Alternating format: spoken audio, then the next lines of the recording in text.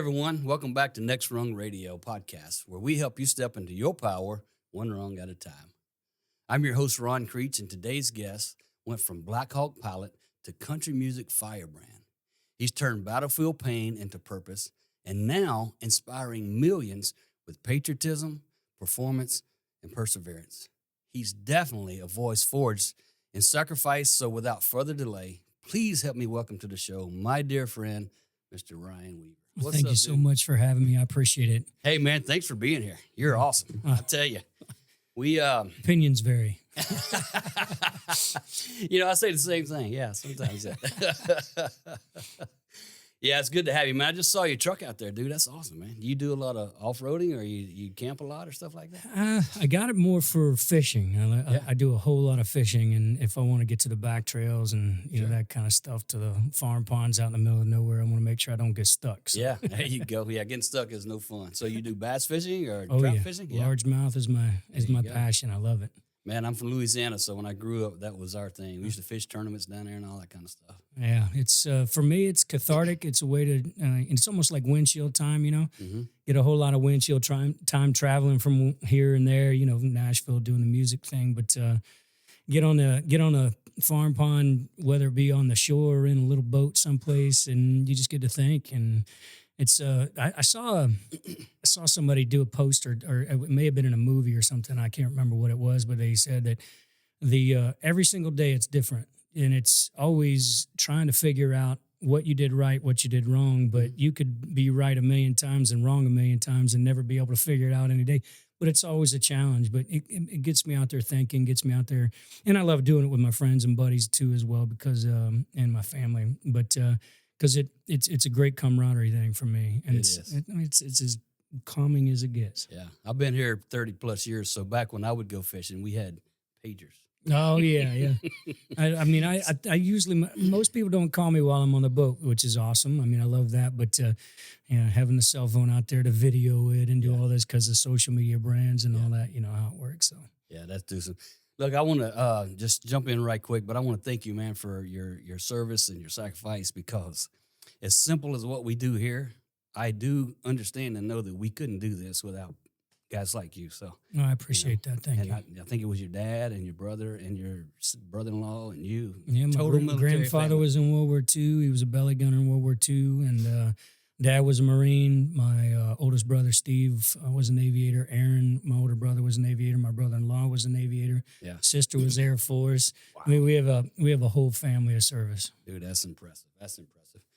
So, talking about those things right there, I know you faced some unimaginable losses. Mm-hmm. So I guess the question is how did music become your ladder out of the darkness? And, what kept you climbing? I mean, all the stuff you talk about, doing some little research on you, people talk about you all the time. So, I think it was your brother and your brother-in-law that you actually lost, and the things that you went through with your, So how did music bring you out of that? What was the ladder on it? I mean, got to go back to when my passion for music, or the realization that I could actually sing and perform.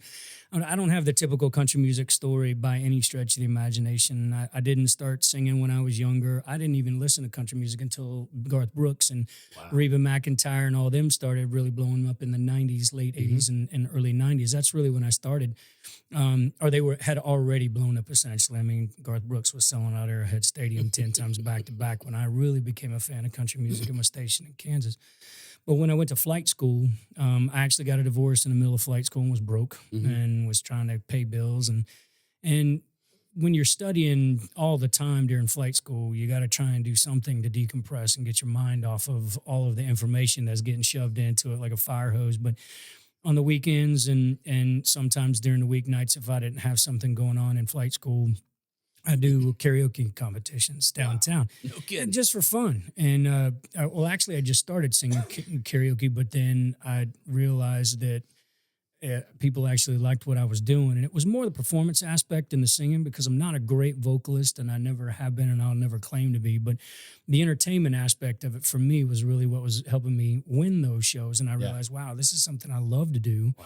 it's fun and I can make money doing it. And it was, I'd win a big screen television for getting first, and I'd take it to a pawn shop and hawk it off to help pay the bills, or maybe it was $100 here or there or whatever it was, and singing competitions for the radio stations and whatnot. But really started developing a passion for it, and something that I didn't know that I loved to do.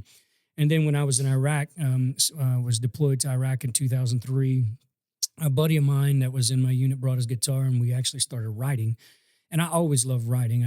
I liked writing poetry and short stories and whatnot when I was a kid and in high school as well. And I really found a passion for actually writing songs. I didn't know how to do it, but he was familiar with the structure and the ways to get your lyrics where you wanted them to be.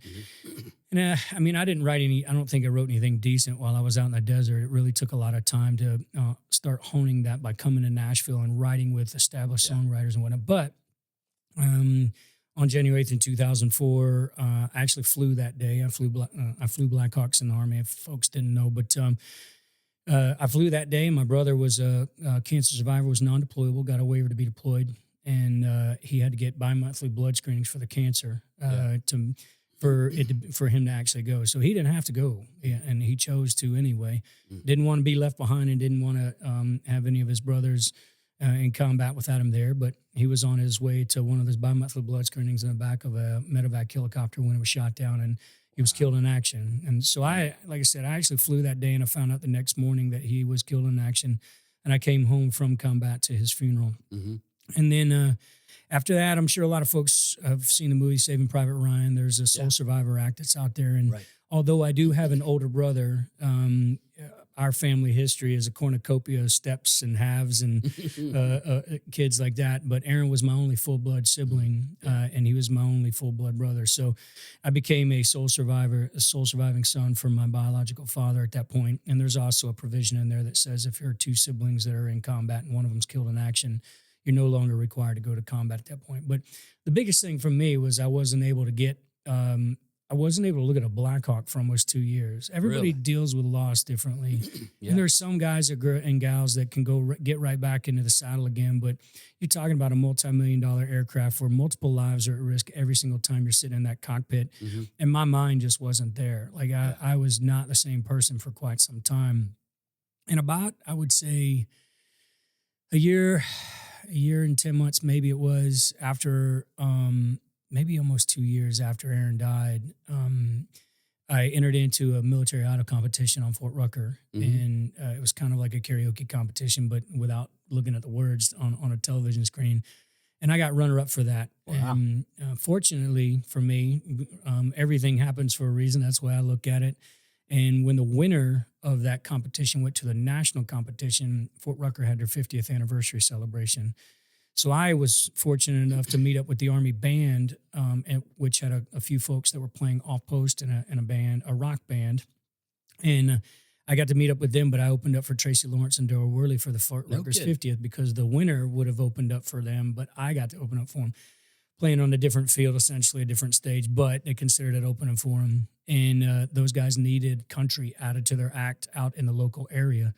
And I already had a pretty good list of songs that I did for karaoke and singing competitions and all that. And they asked me to come front their band. And I already, at the time, had a brand set. Like I knew it was going to be Ryan Weaver and Ride, RYDE. I had the logo. I had the marketing. I had the banners. I had it all made already. Wow. I was just waiting for the opportunity.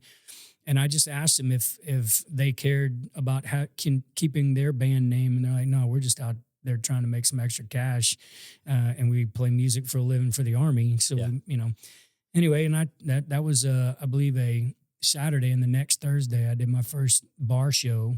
I had never performed in a bar before. Did a 4-hour set with them. And no kidding. And set goals for myself every 6 months.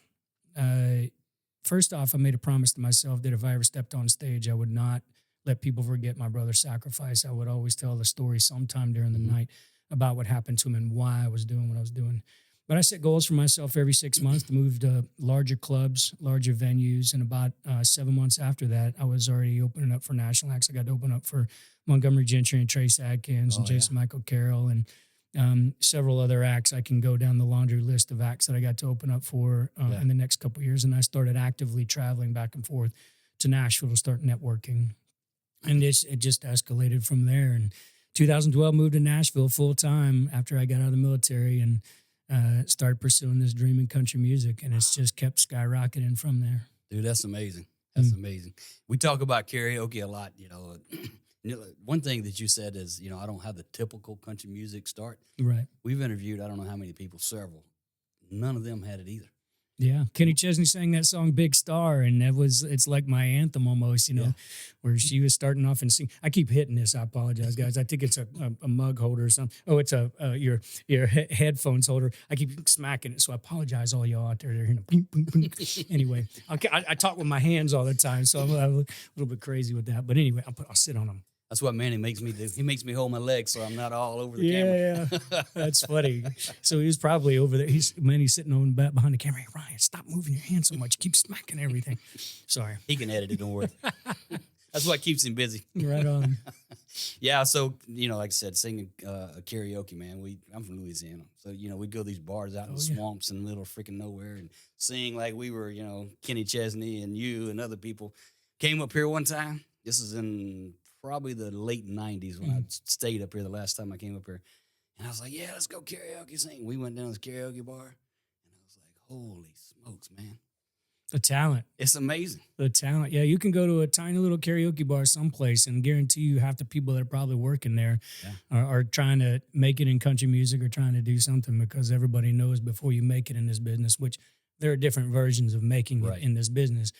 Pretty much everybody has some sort of a job that they can do until they get to that point. Yeah. And it allows the flexibility to be able to do so, because the writing songwriting, the recording, the performing, all that kind of stuff. If you're doing a part-time job like bar backing, which I did when I first moved into town, and personal training, which I did when I first moved into town, and going to school, which, I mean, at 39 years old when I moved into town, and really started on this, I was doing all of that. Went from a career in the military to doing those three things as part-time. Yeah.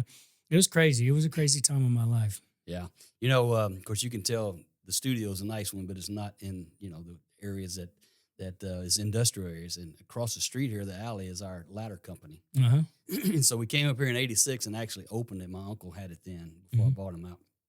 And this is where I learned what you're talking about in country music, because over in the corner, we had a little table, a little bigger than this, and there was a guitar and a banjo and a mandolin. We just had sitting around for, you know, because we like to beat and bang, act like we know what we're doing. And people would come in to buy ladders, and they would go, hey, can I sit down and play? And they were like, oh, yeah. Look, dude. They blow you away. That's when I figured out that just because you're the best singer don't mean you're going to be on the radio and television and promoted. Oh, there was some people that came in here, and we had nothing. No acoustics, no anything, and they would sing, and I'd be like, oh, my God. It's totally crazy. Amazed. Yeah. When I first came into town, I went to what's called the George Jones University. Essentially, George Jones on his ranch had it was a money-making thing, but they get a bunch of speakers up, and essentially it's $300 to hand out your business card and learn about the music business if you're new to town and whatnot. And a guy named Wayne Halper got up on stage. He was I don't know if he's still alive or not, but it was when I first came to town. He was an entertainment lawyer. But I believe he was the COO of Capitol Records when Garth Brooks took off. And he gave me the best advice, I took it as the best advice. I don't know what other people took it as, but he said two things. There are 1,000 people that come to Nashville a day with a guitar and a dream, and there are 1,000 people that leave Nashville a day with an empty guitar case because they had to sell it to get back home because they didn't learn about the music business. And the second thing that he said was, the sooner you find out how to market yourself as a product, your passion's going to keep you here for however long. It may keep you from leaving, longer, but if you can't figure out how to market yourself as a product, all these record labels care about is selling records and putting meat in seats. That's all it really boils down to. And you can be the most talented person. I mean, you go downtown Nashville and you got the big fish in the little ponds that come to the big pond, and they're the little fish now. And, you get to see some incredibly talented individuals, and you wonder, why isn't that person on the radio? Or why isn't this person on the radio? And why haven't they, achieved any kind of success? And a lot of them really are just trying to get through the grind and haven't necessarily figured out the business of getting to that next level. So I've been fortunate. I've been extremely fortunate. You are, because like I said, most people have the talent and the passion, but they have nothing to back it up. Right. And as a business owner, I found out that the thing that happens in the back office is what makes you successful. Absolutely. Because if you can't take care of that, next thing you know, you're behind on taxes, you're behind on this, you're behind on that, and 95% work that nobody sees. They see the 5% when you're on stage or when you're doing your social media or on podcasts like this. Yeah, overnight success, right? Mm-hmm. 15 years. That's it. That's it. 10 year. They call it a 10-year town for a reason. That's right. You know, we was laughing before we get to the next thing. We was laughing yesterday. Me and Manny went down here to eat, and there used to be a guitar store on Nolensville Road down around Tusculum. Mm-hmm. And I remember this is probably in the 90s or early 2000s that they would do the commercials exactly what you said. Came to Nashville with a record deal and it fell through. They would buy your used equipment. Oh yeah, yeah. So they'd buy you a guitar, I guess, so you could go home. And yep, that's what it is. I've been fortunate, and it had a lot to do with luck. Luck has a little bit to do with it. A lot of folks. Sure. I mean, there are a lot of God things that happen in this town, obviously, but. I met my wife. I was fortunate to meet my wife, and that's a story in itself as to how that family saved my music career. Essentially, how my wife's family did. But amen. Yeah, it's all about chance. Who you know, how much. That was the other thing he said. Talent's going to keep you here so long. Who you know and how much money you have, or what are going to make you successful in this town. Talent can only take you so far because they can make you sound like anything. You can sound perfect on the radio to anybody, but if you don't know anybody to open up the doors, or you don't have the money to open up the doors are going to stay shut. Every time. Mm-hmm. That's awesome, dude. And that's business. It is.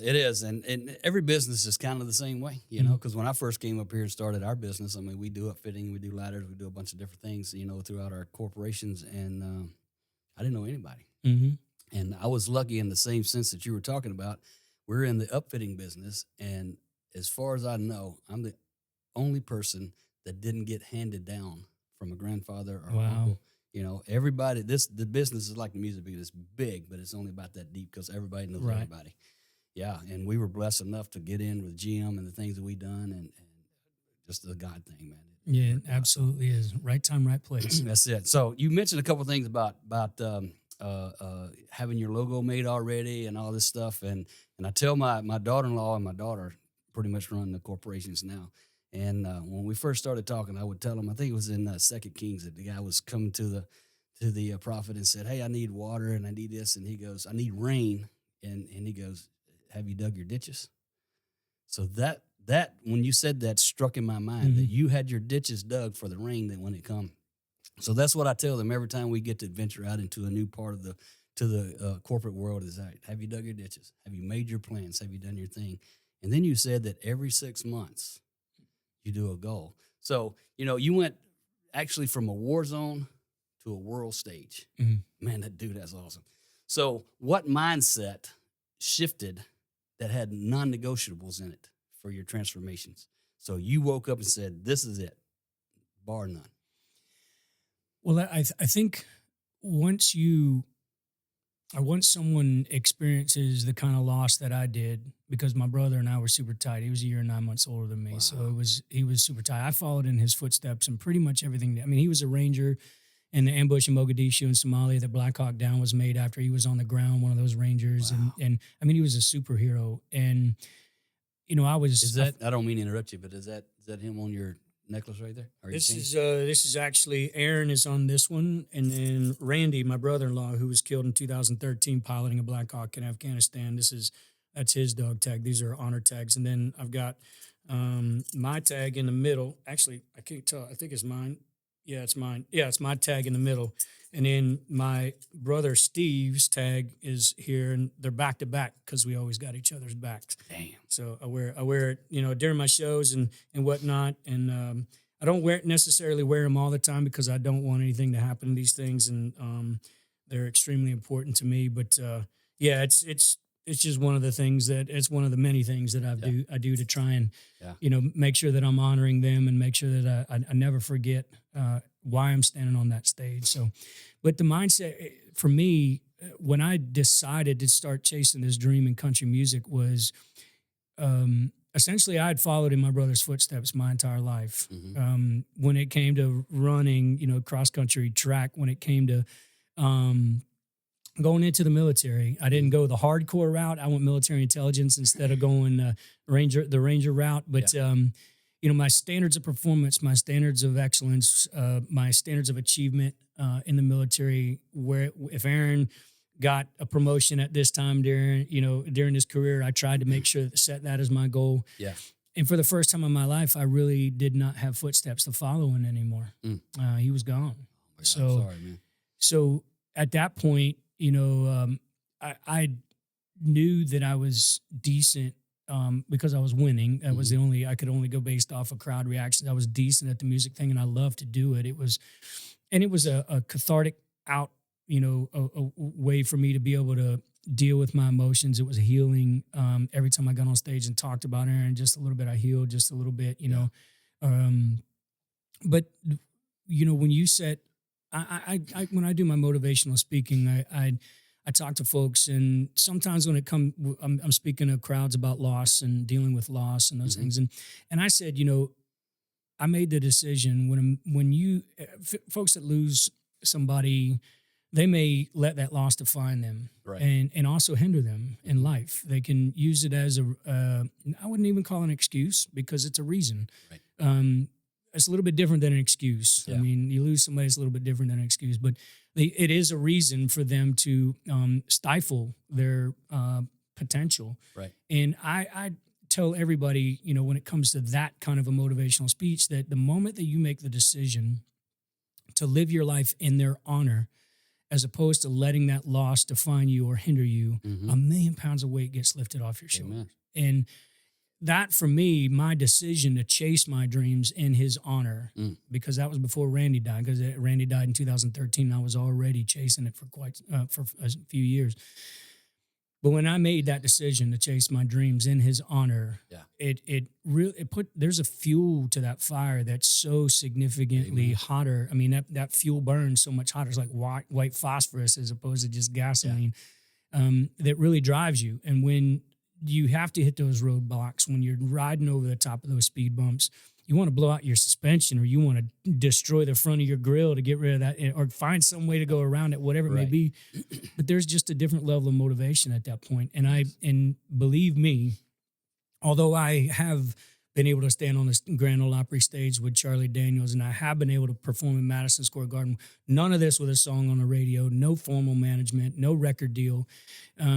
There are so many moments, and Manny and I can both really attest to this. There's so many moments where you're just like, what am I doing? And this is so, I mean, it seems like everything is up against you. The business is against you.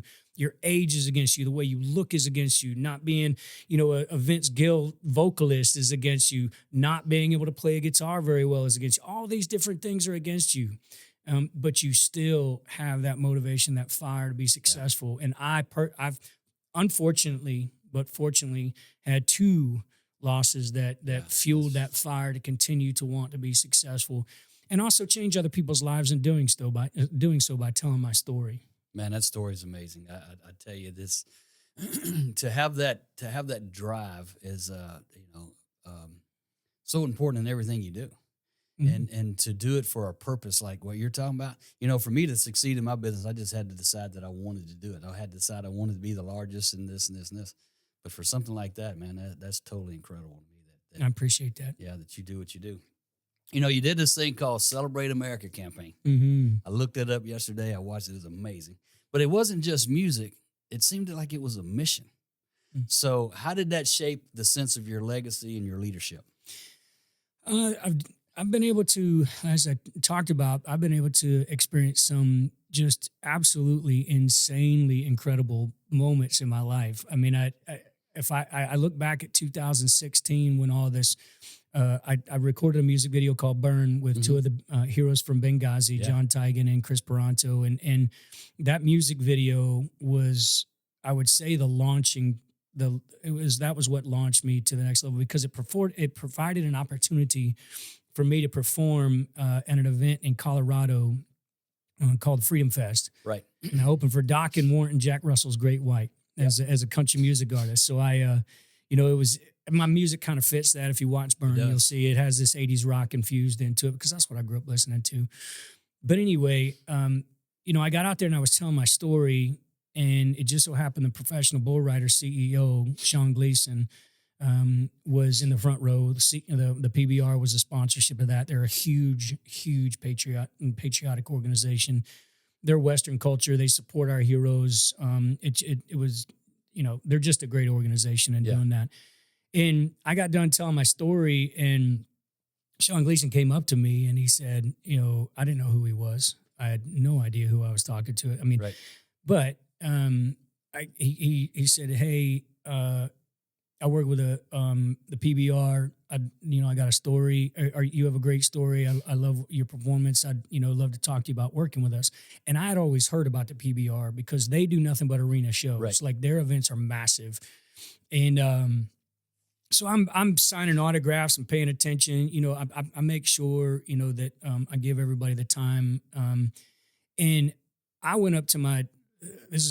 I won't try and make this too long of a story, but I went up to my merch booth and was signing merch, and he came up and bought a CD and a T-shirt and all that kind of stuff, and I signed it for him and took a photo and all this kind of stuff. And I wouldn't have known from him from any other person that was there. He didn't have this ego about. He didn't act like he was anybody special. And then I went back to the bus. When I got done with that, and I looked at a card and I'm like, holy cow, it's the CEO of the PBR. So I went out there, and it was in between. They were, I don't know who was about, one of their bands were about to come on.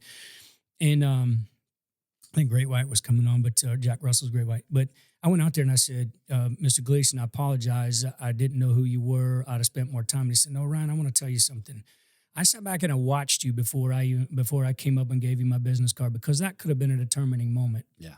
And he said, you make sure that every single person who is in front of you is the most important person to you. You're not looking over their shoulder for something extra or something else. You're not, you pay attention. He said, and there's some people that were coming up and doing some pretty crazy stuff. It was a biker rally.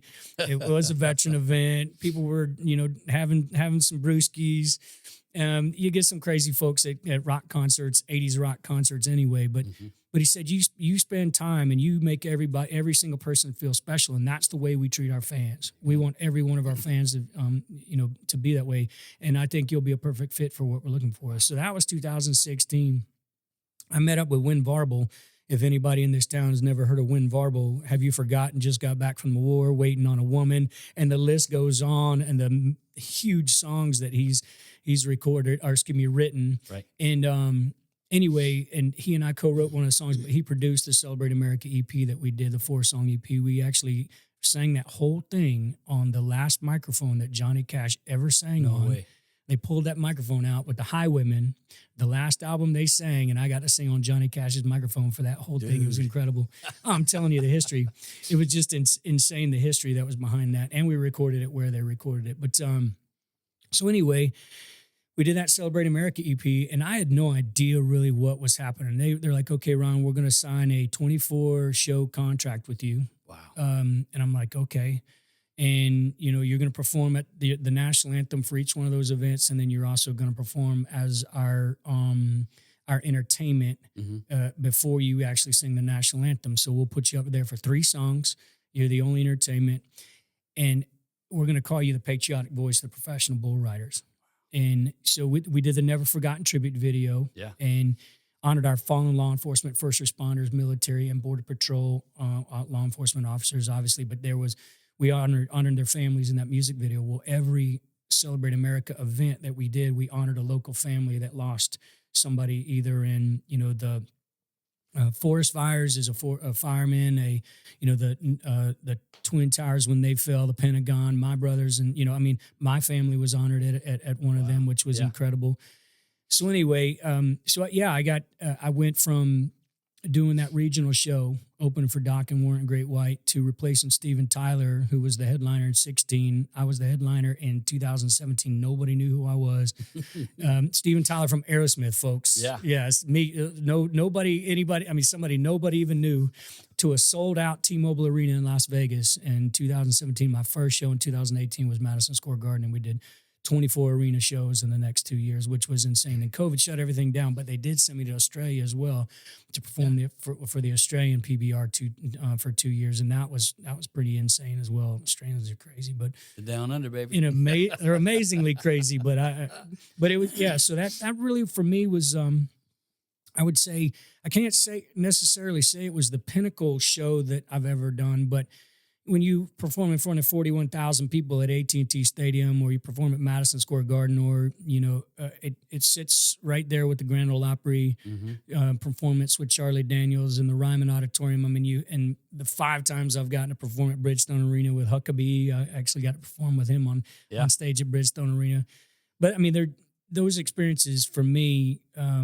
I don't know at my age, I'm 52. So the shelf life of an artist is only as far as the music business will let you go, but I'll speak forever. But, the music business itself, I mean, 2018, 19 and 21 after COVID was done, I would say were the pinnacles of, 15 was when I was on the Opry. So I got to say back in 15. So I had some pretty amazing experiences throughout that time. Had some good years in there, huh? Can't complain.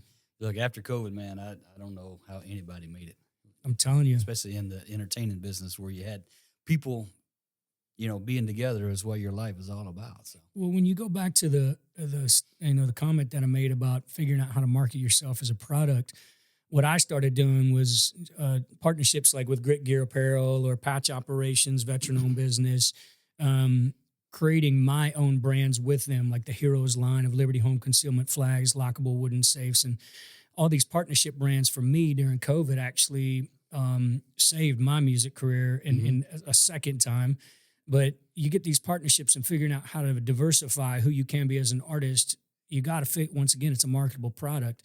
My story and my demographic, and knowing who my demographic was, being able to sell myself and sell the things that I would, because I use everything that I've got. I mean, Manny knows. He's had the jewelry and you name it, all the different things. And he does the same exact thing. Like, he's branded himself well, and he knows exactly who his demographic is. But had I not diversified myself like that, if I was just a country, and I say just, it's a whole lot, but just a country music artist, and the performance aspect of it was all I was doing to make money. Yeah.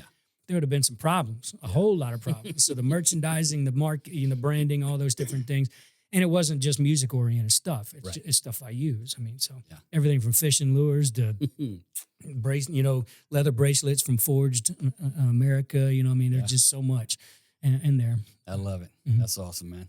The things you talk about, like I said, with goal setting, you're speaking to people, helping them through different difficult times in their life. That's where I'm at. That's all this stuff that you do is amazing, and I think it's incredible, the life that you just set right here and gave us within 30 minutes of what you do. But I know it's so much more than that. But for the listeners who are stuck in like a lower rung of their journey, I'd say what's the biggest lesson on rising with resilience? I think first and foremost, you have to find your purpose. You have to decide on what your purpose is going to be, and a lot of people. First off, you can do something that you're good at, but do you love what you do? And are you willing? Because once again, I mentioned going back to the passion is going to keep you in town for a little bit longer. There are a lot of folks that get stuck in as they would call them dead end jobs or whatever, and they're paying the bills, and that's great. That's amazing.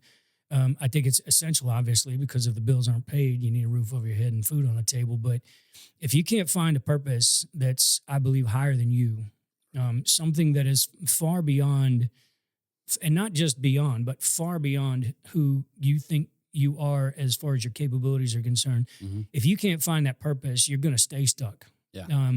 If you decide that comfortable is where you want to be, comfortable and unhappy, that's your choice. Right. But I retired from the military with almost 21 years in the military. Yeah. My paycheck got cut in a third. At 39 years old, I decided I was moving to Nashville. My only safety net was my military retirement. So I was fortunate that I woke up in the morning and I had some money in the bank, but it still wasn't enough to pay the bills. So then I was working 18-hour days as a bar back and a personal trainer and getting very little sleep and going to college full-time at 39 years old, going back to college full-time. But my dream and my passion, and I felt my purpose was to continue telling my brother's stories and live my life and my Aaron's story at the time, but later on Randy's as well. But my purpose was to get on stage and make people forget about their lives 3 minutes and 10 seconds at a time, and tell the stories of sacrifice that would inspire them to want to be something more. Yeah. And even if it's to take my story and live with my story and let that find some purpose. And the thing is, your purpose can change. Mm-hmm. It doesn't have to stay the same. That's we right. evolve. Like my purpose now as a aging musician or aging artist, I guess you could call it. My purpose now, I still love to do motivational speaking, to be able to talk about my boots in the sand in Iraq, to the center circle of the Grand Ole Opry stage, to standing in Madison Square Garden, to tell that story and how it happened, and being able to just inspire one person at a time, if that's all it is, to say, if he could do it, I could do it. Yeah. And it not have to make it contrived. Give them a genuine message about what legitimately happened and how I worked my tail off to make it happen. That's what my purpose is now. Before it was, I want to get on stage and perform in 3 minutes and 10 seconds at a time. And, you get to do that for an hour and a half and it's amazing. Yeah. But now, my purpose, I believe, is changing. I mean, I still love to perform. Sure. I feel like I'm 20 years old still. So I love to get out there and do slamming concerts and have a good time. But the motivational speaking, I think, is where I may end up moving to. Yeah, man, that's all. I love the motivational speaking part because I can't sing for nothing. So I can't either, but that's beside the point. Yeah. So, what you just said is if it's at one person, and I've been blessed enough, I go to a great church and they let me teach there in classes and stuff like that. And the thing that I like you and Manny have, 30, 40, 50, 60,000 people out there. I've only got like 25. 25 is enough. But to see that one person's light in their eyes change and turn, to me, that's incredible, man. So I love doing that. I love that you go out and speak to people. And, this is maybe personal or maybe you don't want to answer, but out of all you've been through, do you have a God moment? So we've had several different people on here and that nowhere near what we were talking about, but they all came up with something like that. And just for you being here, it's got to have a hand of God on you for all you've been through and stuff like that. Well, coming back was the first one, being able to come back because we were having aircraft shot down left and right, coming back from Iraq. I mean, obviously God was looking over my shoulders in that. But that moment at that motorcycle rally, so I'm going to tell a little bit of a story here real quick. All right. And this would have to be it. Because, I don't know if God would be super proud of the language I used that day, but so when we were opening up for these 380s rock bands, Dokken was the headliner. And let's just say they were not the, I could be so like blunt about this, they were just not pleasant people. They were prima donnas. They were requesting things at a veteran nonprofit event that they shouldn't be requesting for a band. Mm-hmm. They were treating others badly. We had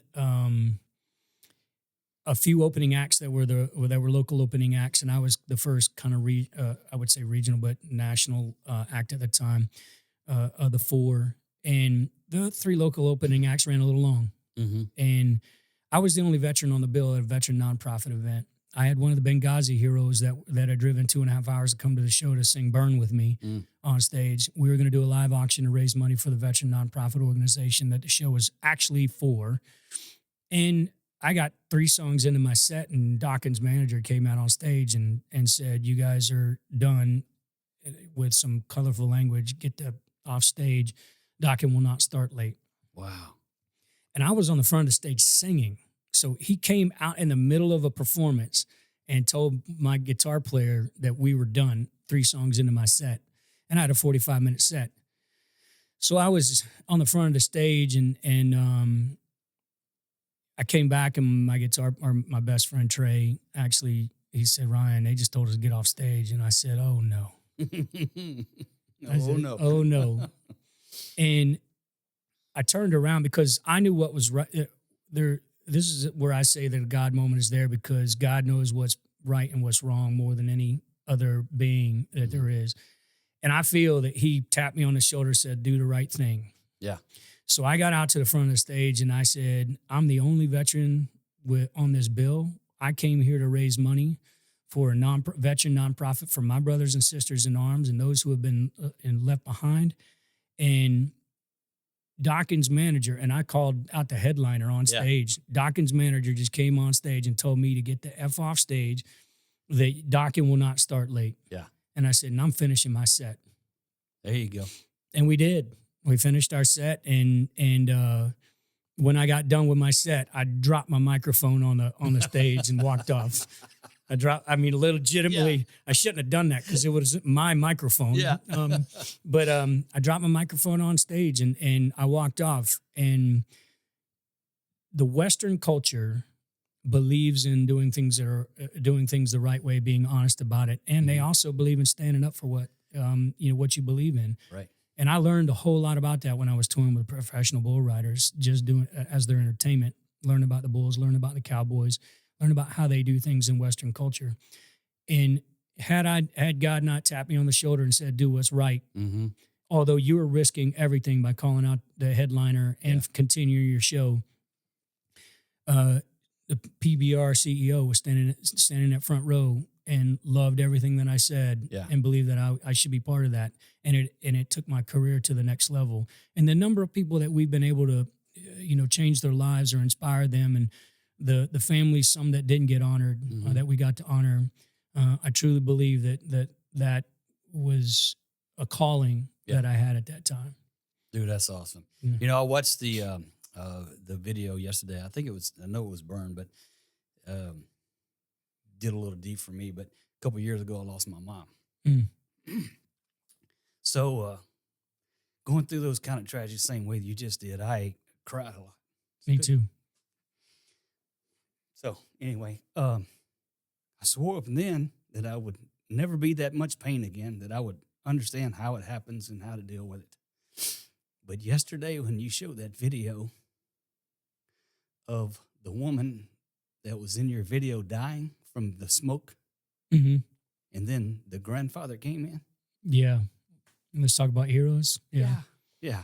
Yeah, that was Diana Muller, and the grandfather. A little history on that. The grandfather's actually Don Jenkins, he's one half of Forrest Gump's character is what he actually did in Vietnam.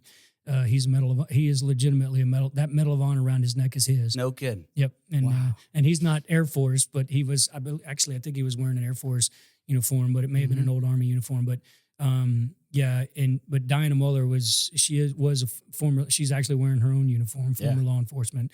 Incredible human being in that. I just love her. She's such a sweetheart. But I had the concept for that video in my head for quite some time, and putting it together with Chris Martini and Chad Campbell, the guys who filmed it, and the crew that we had there. It was that whole storyline was extremely important to me. It's just like What You Think of Me, the storyline for What You Think of Me on that one. That one's I had that in my head for 10 years. That whole storyline for every single shot. We talk about shot lists and all that kind of stuff, man. He knows all that. But I had probably 1,000 shots in my head that I already knew when we were doing this. So I essentially directed that one myself. Did you really? I did. But yeah, let's talk about yours. You were talking about losing your mom. I lost my mom in October. I lost my dad 2.5 years ago as well. We just lost our grandmother last month. Our family has experienced so much loss. But to me, it's kind of like when Aaron died. Yeah, I was lost I told you, for 2 years. But when Randy died, my brother-in-law, when he was killed in Afghanistan, my perspective on recovering from that loss was a bit different. And it's unfortunate that I had to lose Aaron to gain that perspective. But it really helped me bounce back quicker to continue with that decision to live my life in his honor. It really did. And it breaks my heart every time I see someone, how much I know your heart's breaking and that you're having to deal with that. It really is. I know how you feel. It's empathy. It's not sympathy. Right. And for me, it's if there's somebody out in the audience that needs that, then by all means, I'll go to my last breath and trying to make sure that I can inspire them to get past that hump. Amen. Mhm. I agree with that, man. And me and Manny was having that conversation this morning about, what we really want to do in life. And one of my things when I motivational speak or coach people is I want them to know who they are in the universe that God created. Absolutely. And some of my understanding is a lot of people don't really understand that. Right. And, but when you go through things like you have, and some of the, I hadn't been through what you've been, but just losing a parent of that magnitude, sometimes it clears the vision for you. Absolutely. Reality will really, really come into focus about, those things like that. So it gets you in those moments where you're thinking, when you think you're a victim or you think that, things are tough. If you can take a step back and look at where you're at and realize that in my circumstance, my brother and I had plans. We had plans to get houses next to each other and go fishing on the lake. And, cause he was on the Pro-Am tour, bass fishing before. And that's another connection. Wow. When I'm out there out there fishing, it's a connection with him. But he was doing really well and loved it. And that all disappeared in a split second. It's, my cousin just lost her son. So he would be my second cousin. My cousin just lost her son in a car accident at a young age. Yeah. And you think that everything is that you've got tomorrow and that's given. Well, God doesn't have that same opinion. If he wants you, he wants you. That's right. And I think that if everybody can find the purpose that they're supposed to have in life, like you said, when you tell them what's your role in this universe that God created, you can find that purpose and do the best that you can. You're not going to be perfect. Right. No one's perfect. Absolutely. But do the best that you can to live that purpose. You'll find a different level of motivation every single day. And that's where I try and tell everybody. Amen. That's me, man. I'm gonna throw this out here to put myself on the spot. In the future, I want to do a men's group just like this. Yeah. We can reach out and help men across the country, across the world that just needs to do what we talking about doing right here, man. So I'd love to have you come back and be a spokesman for that. So when we get this built to absolutely, touch people. Yeah, no, I love that you're willing to cry in public because every time I sing What You Think of Me on stage, I bawl. I sound like a couple cats fighting in a water bucket, but yeah, I'm not afraid. I have cried and I sang the national anthem. Oh, I got to tell you this. I sang the national anthem at Sprint Center in Kansas City for one of the PBR events. And my daughter had not, the last time she saw me in a show, I was on 2 gooseneck trailers in a Kansas cornfield next to a demolition derby and a car wash in a parking lot. You want to tell a couple of those country? It was. Right. We were out in the middle of nowhere, and that was the last show she saw me perform. And then the next show she saw me was at Sprint Center, and she had not seen the Never Forgotten tribute video. So I'm singing the national anthem, the tribute video gets done playing, and they honor the local family. And I'm facing the screen that's this way with the production's right behind me. She's standing with production. And I turned around from watching that video to sing the national anthem because I faced the flag when it would come into the arena next to production. I turned around to face the flag and I saw her face and she was bawling. And let me tell you something. The national anthem is one of the most difficult, if not the most difficult song to sing because everybody knows every word and they know every note. I can sing my own stuff and be off key and sing the wrong words all day long. Yeah. And half of the songs that are on the radio, most people don't know the words to, but they know that. Yeah. Imagine trying to sing that bawling from the get-go. That was the only time I guess I messed up the words and I don't even remember that I did. I said something wrong in there and it was tough. But I look at that circumstance and I shared that moment with my daughter and she got to see what her dad's been doing, and that he's been honoring our heroes and he's been, honoring her uncle, her uncles. And, it was an awesome moment to do that, but I'm willing to cry in front of anybody. I don't care. And as you were saying, getting a men's group together, I think that we as men have been taught that we have to be stoic and we have to hold all that stuff in. And then, it turns into some really bad things if you do that.